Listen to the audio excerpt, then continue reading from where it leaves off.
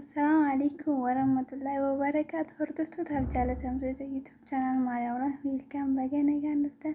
Har'aan tana egaa akka malee gammadee sapiraayisii ajaa'ibaa tokko namni na godhee ture. Akkuma waliin gabbaanetti namaa fi wayii bitanaan jettee waliin gabbaane akkuma gabbaanii waliin turre waliin binnee akkuma mana dhufnetti waan bitame suni hanga namaati jeetiin eega mana dhufne.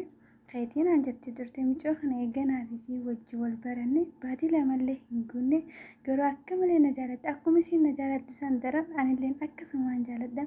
Miigaa sapiraayisii isiin na goote kana walumaan kan laallu ta'a.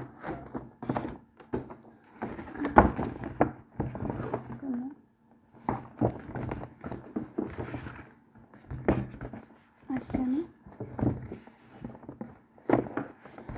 mul'ata.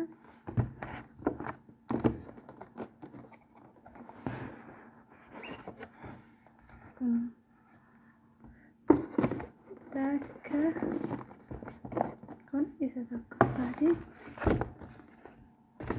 Kun lammaffaanis kana fakkaata.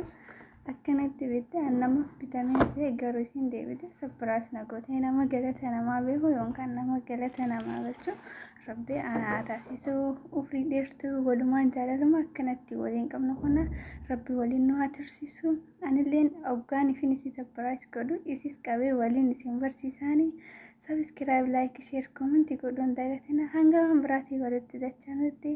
Assalaamu alaikum warahmatullahi wabarakatuh.